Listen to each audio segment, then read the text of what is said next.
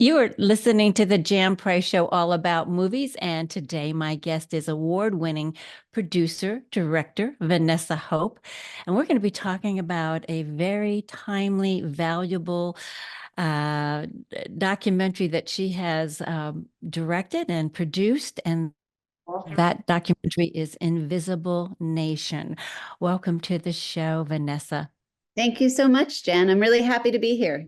I'm happy to have you here. This is, as I said, very timely and valuable. So our listeners know what this film is about. Why don't you give a brief synopsis of what Invisible Nation is all about? Invisible Nation tells the story of Taiwan during their first female president, Tsai Ing-wen's presidency, and how Taiwan became a democracy transitioning out of a dictatorship, and why they matter so much today, especially in this world, and how much they're under threat from China. And we should know their stories so that they don't remain invisible, so that they can't be invaded without the international community standing up and trying to stop it. Beautiful. You're right. It does. This is this is a level. This is a You've done other films around in China and Asia and other films in the past. So talk a little bit about what your connection is and why you feel so strongly about uh, that part of the world, and particularly Taiwan. My connection to Taiwan really developed strongly the year that I lived there, 1995, 96, as a student, was my first time there. And it was their first direct presidential elections. So it was the year they really became a democracy. And China was firing missiles at us on the island. And I really was baffled and didn't understand what was going on and felt I needed to. So that changed my life that year. And I then went to work in foreign policy at the Council on Foreign Relations, especially to learn what was the US fingerprints on the situation. And then I stuck with it because the stories were so fascinating of international relations and diplomacy. So I made a film during President Obama's presidency about the US-China relationship that only touched on Taiwan a little bit in terms of how the US sells arms to Taiwan, and that upsets China. So I knew after I finished that film, which came out really 2016, 2015, that Taiwan deserved its own story and they might elect their first female president. So in January 2016, I joined a delegation to monitor that their elections were free and fair, so I could be there and work with a local crew and film. And we were in the crowd when President Tsai won for the first time, and it was so exciting and historic and powerful. And I just thought, wow, I mean, to follow a first female president of a Democratic Progressive Party, it would be really unprecedented and meaningful, and an especially significant window into Taiwan's story. And then we got started, and I've learned a ton since then. So you actually started filming this, what, 8 years ago? Over 8 years ago? Yeah. And so did you know at that time it was going to take that many years for it to No, finally and come to fruition? no, could not have.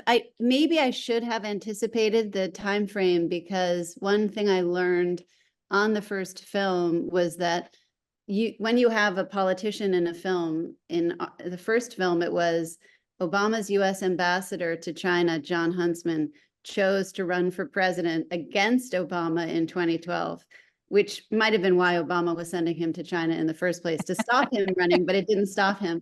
And, there was pressure to try to come out before his run and or impact his run. And if you're not making a campaign film, which I was never setting out to do, this film with President Tsai is the second American documentary ever with a sitting head of state.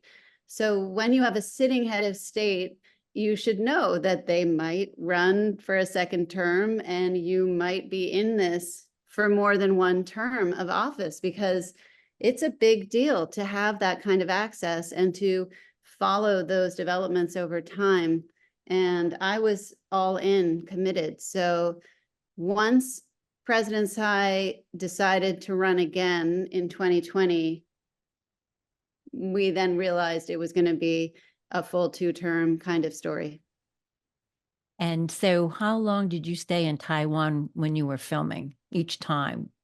Each time varied. When we got the green light, which was April of 2017, after we had written a proposal, submitted it to President Tsai's office, and waited the required 6 months, they basically said, come back in 2 weeks. And they opened her schedule in May for 5 weeks into the beginning of June. And nobody knew was that, how much we would have, whether that would be a movie, what else would come. But every year I would go back at a different time of year for a different length of time. Sometimes it was 2 weeks, sometimes it was another month. And then during COVID 2021, no one could go, everything was restricted. And the longest period I spent was from July of 2022 through February of 2023. And that was excellent because our edit team, who are largely Taiwanese and certainly Taiwan based, were there, and they had a screening room. So I was still shooting, but we were editing in Taipei, and we were screening for local people of all different backgrounds and kind of getting to know the community in a new way that felt really important for the story. Oh, it really is. You've laid this out so beautifully. You really have. It just follows. It's very it's yeah, that's very fascinating, but you've laid it out in a very wonderful way. So we get the history of Taiwan. And that's really what's very important, because I don't know how many Americans are really that familiar with Taiwan and how important it is. And this film must be seen. It really is such an important film, and it's timely right now with everything that's going on in the world. So let's talk about that a little bit, and how, here it is. You started this in 2017 or 2016, and now here we are in 2024, and the significance of this film is more important now than perhaps when you first started it. Yes, absolutely true. And to your first point, I'm now promoting the film because we're coming out in theaters at the Quad in New York Friday night, and for a week. It's very exciting. Yes. I'm telling people I meet in New York about the film, and often, today I said, I made this film about Taiwan, and this woman said, oh, I just bought some bags from there. And she showed me a picture, and then she said, you said Thailand, right? And I was like, no, but don't worry, because everyone makes that mistake. Taiwan is still confused with Thailand, and no one should feel embarrassed or ashamed about that. It is a deliberate attempt on the part of China to obscure Taiwan's true story so that they can claim it as their own and say it's a part of China. So people don't even realize it's a country to tell a story about. And that is part of why the history is so critical, because it's Taiwan's history. And what I learned starting in 2016, when the screens behind President Tsai were blaring, "We are Taiwanese," was how important the sense of Taiwanese identity is to people who live there. And it really came about through their process of democratization, which began in full in 1996, the other major year I was there. So today, I would say what happened, my personal interest began with a first female president of a Democratic Progressive Party. What does that look like? And unfortunately, I couldn't get that many people interested in the subject in that way. I knew the World War III stakes of the story from 1995, 96, and then working in foreign policy. I didn't want to overemphasize that, and instead to treat that delicately and give Taiwan and the people of Taiwan more of a voice and recognition for all of their huge accomplishments in democracy, their advancements, even under President Tsai, especially with same-sex marriage, transitional justice. But what it took globally was, unfortunately, Russia's invasion of Ukraine, that to really put a spotlight on Taiwan and really draw international attention, because now people are seeing the closeness between Putin and Xi Jinping, and they're seeing how easy it is for a dictator to make a decision overnight and boom, they're invading a country and calling it their own, and they have ambitions that are far beyond their own territory, claiming other people and other territory, and ignoring facts and reality on the ground, and ignoring the wishes of people who don't want to be invaded. And so I think what's unique about this story at this time is we have a window of opportunity to wake the world up to prevent another invasion from happening. You have hot wars in Ukraine and in Israel, Gaza. No one wants any more bloodshed. Everyone understands that military is not offering the solutions people seek. It's still going to require diplomacy in those war zones, and now in Taiwan before it becomes a war zone. These are people, everyone, everywhere deserves self-determination, deserves an equal status on the world stage. And I think there's a growing awareness of that. Yes, I think, well, this film is certainly going to shine a light on that for sure, Vanessa. And that's what I do hope you get a lot more exposure with this film, and this interview will do that too for you. But it's the way you've laid it out towards the end, it's just really scary, the sense of how you plot it through. If they take Taiwan, then then they're going to go to Japan and then down to the Philippines. I mean, that was fascinating that China could just go keep invading all of these countries, and yet what's to stop them, to be honest with Yeah. you. So that person in the film, Matthew Pottinger, who makes this point that Taiwan is kind of a linchpin for what is known as the first island chain of democracies that are right around China, is critical, because China's ambitions to turn Taiwan into a military base so it can project power into the Pacific don't end with Taiwan. And whether China is direct and clear about it or not, their actions are clear. Their intentions are, as Pottinger says in reading in Chinese, their military literature, is they want Japan to be destabilized, and the Philippines and Australia and South Korea. They don't like having democracies on their border. They do have an authoritarian system of government that's verging on totalitarian, and that is the way they prefer the countries around them to govern themselves. So it's a front line that Taiwan is at, and they have been on the front lines of this kind of authoritarian bullying for decades. And it's kind of horrific to think that they've lived with this fear. And it, should be possible. They show so much resilience in Taiwan, and such willingness to stand up and fight for what they have gained themselves in their democracy. And I think all the democracies of the world should be standing together with them and saying, we support you. You can see the dictatorships, the dictators of the world, Putin, Xi Jinping, Orban, and on, they're all supporting each other, but the democracies should be supporting each other and showing we won't back down. I agree, but in this film, you also point out how they have not been recognized as their own country. That talk a little bit about that, because that was sort of surprising. Yeah, it's incredibly surprising, and it's why we titled the film Invisible Nation, because, for example, in the Paris Olympics coming up in end of July, Taiwan is participating under the name Chinese Taipei, which is ridiculous. There is no, Taipei is a city, and it's Taiwan's city. It's not Chinese Taipei. And once upon a time, when Taiwan was a founding member as the Republic of China under Chiang Kai-shek in the United Nations, they were diplomatically recognized by many countries, and they participated in the Olympics as Taiwan. So that story is in the film, to point out that there's no reason it has to be this way. Taiwan can return to being known as Taiwan when they participate in the Olympics.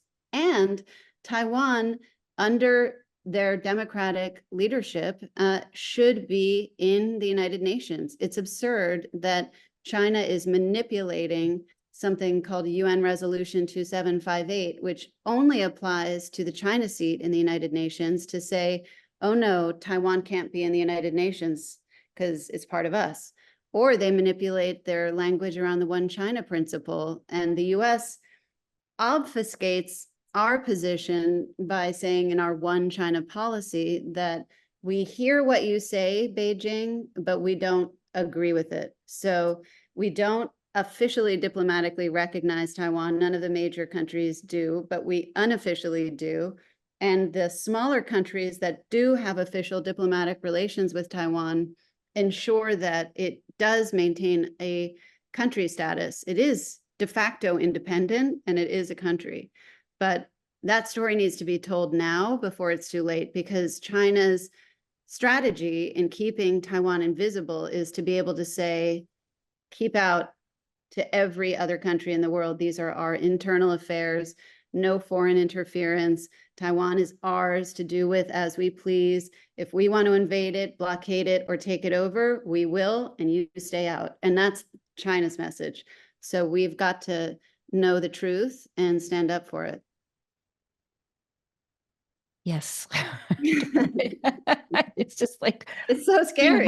it Yeah. is scary. It is scary. You know, that they also, who didn't recognize them either. I mean, all of these, Yeah. it's just amazing. I know you just have President Biden briefly Yeah. in this, and he's asked the question, would we support Taiwan if it was invaded? And he says yes. Do you know what the Biden policy is towards Taiwan right now?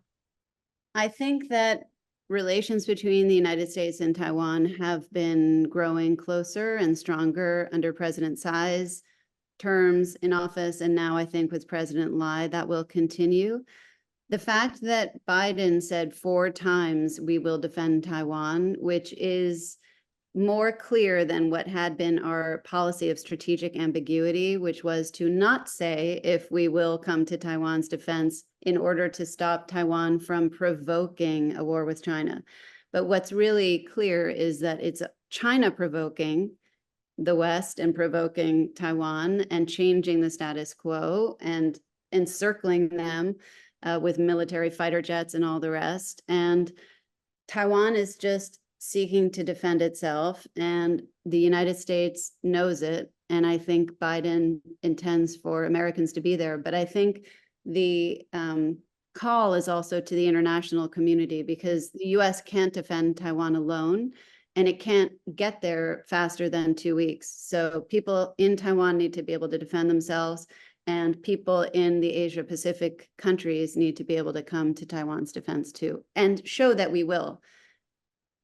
And you show that in the film, that they're, doing maneuvers, military maneuvers with President Tsai there. And she said, this is not that we're declaring war on China, but we want to be prepared in case we are invaded. And of course, they need to do that because you don't know at any minute what may happen. Yep, So, exactly. well, let's talk about the phone call that then President Trump made to Taiwan and what ensued after that, because I thought that was also fascinating. Yes, that was, I believe, a congratulatory phone call from President Tsai to President Trump that he accepted, and therefore became the first time in 40 years that the leader of Taiwan and of the United States had that kind of interaction. So it blew up into this diplomatic controversy. And whether Trump understood the meaning and significance of it, I don't know. I think he did have people on his team who did know and wanted him to take the call. And, in a very childish way, of course, he tweeted, "She called me," all caps, to kind of emphasize that it wasn't his doing. I am concerned that he is still around, and that should he get anywhere near the presidency again, not only Taiwan, but all of us will be in terrible peril. Yes. He compared Taiwan to the tip of his pen, and China to the Oval Office desk, famously. And I think that's how he calculates what matters and what doesn't. He likes things large and gold, and he's greedy, and don't get me started. So That's a whole nother conversation that we can that's a have whole other conversation. after the show. He has small hands and a really small brain. Let's get that straight. Really small brain. Sorry. Obviously, you've met him. Exactly. Oh my goodness. Well, then how would the others talk about who went over to China to smooth things out after Okay. that? Because that was I didn't, I didn't even know he was still going and doing those kinds of things, and why and who sent him. But go on, let's talk. I'll let you talk, say who it is. I think that Kissinger tends to deputize himself, and I think he went in his capacity as CEO of Kissinger Associates. Let's just tell everybody it was Henry Kissinger who at 93 flew over to China to smooth out diplomatic relationships with China after that infamous phone call. So go on. Exactly. And so you have a very frustrated, very accomplished senior diplomat from the United States, William Stanton, who's been in Taiwan for decades, and he's been a professor, and he's been head of the American Institute in Taiwan, which is a de facto embassy for the United States there, who just says that it's unfortunate how little the United States has learned over time. And I think that Kissinger, who really was like a stand-in for American foreign policy the entire time he was alive, is part of the problem, because he was never held accountable for any of his war crimes. There were no consequences. He was a huge self-promoter, and people felt that they had to bow down to him. And he never visited Taiwan, and he never cared to have American foreign policy updated to reflect reality. He's famous for the term realpolitik, but there's nothing real about his politics. He never understood the importance of women. He never understood the importance of countries being treated equally and fairly on the world stage. And he made a huge mistake in many different countries and cost many lives, and has done a lot of damage that I think the United States can undo, but has to show it will undo by prioritizing democracy in a real way, by putting our values forward and not our economic interests. Right. Everything's always about money. Just follow the money trail, Seriously. Yes, it's the truth. I mean, it's goes back to all the president's men. Just follow the money. Exactly. And, we've had many conversations with friends about that, and saying, we don't have any really saying what's going on in our world, because it's all about the almighty dollar that's controlling absolutely everything. So if Taiwan was important to us as far as money, which it is, Right. in many ways, then it will have more importance to us than if it didn't. So, and Nancy Pelosi went over. I think that was pretty amazing too. So talk a little bit about that. Well, Nancy Pelosi is brave, and she's a long time supporter of human rights and democracy. And she's, oop, that was the parrot chiming in. He likes Nancy Pelosi too. Pelosi famously visited Beijing and Tiananmen Square after the June 4th crackdown. Everyone knows that she cares about and values democracy and human rights. So for her to stand up to Beijing and fly to Taiwan when she did, and show support for President Tsai and their democracy was meaningful. And it wasn't her choice. She was invited by President Tsai, and she, I think, did a tour of Asia at that time, kind of reaffirming the closeness of our relations with all those countries in the Asia Pacific, which is very important to reinforce that community. Yes, it is.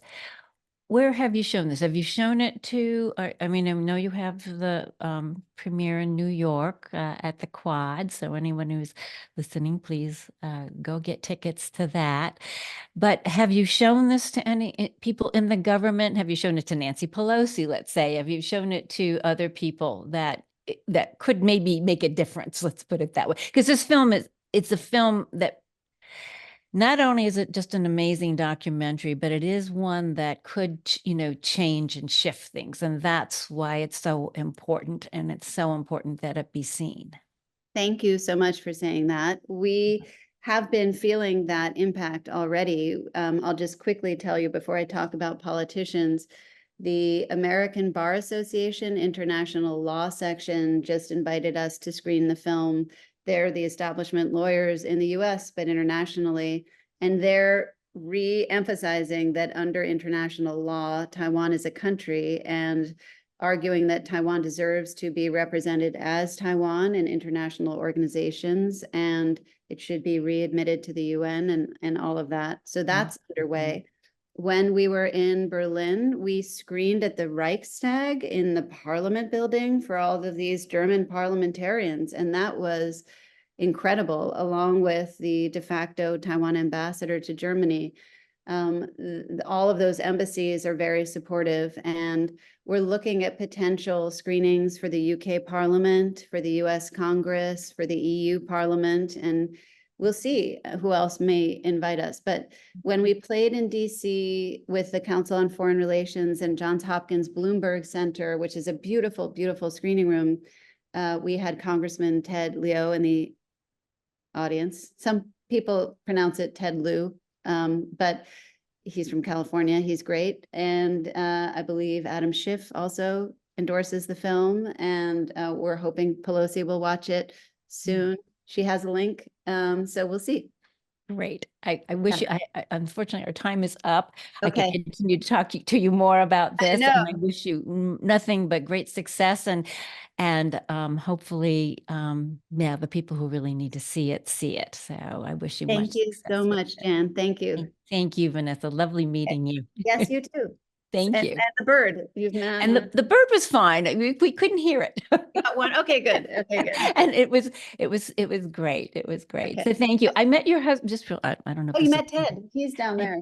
Yeah. is it still recording? Oh, I'm on his email list. oh, So I read great. his, Substack, and he had a special screening of To Kill a Tiger. Oh, I And love that movie. yeah, and I live in Santa Barbara, and I Oh, great. down and went to see it and introduced myself to him. And I said I would love to have him Fantastic. on the show. Oh, great. I'm sure he would happily do it anytime. But I got you first, which is great. Thank you. Thank You're you. Thanks for beautiful having inside me. and out. Thank you. You're welcome. Much Okay. success. Well, hopefully you're in LA, right? Normally, yeah, right now we're in New York, but we're Oh, you're in normally New York. in LA. Okay. Yeah. Well, we'll try to maybe connect once you get back to LA for sure. Okay, sounds good. All right. Thank Send my you. best to Ted. I All right. will. Okay. Bye. Have a Bye. great day.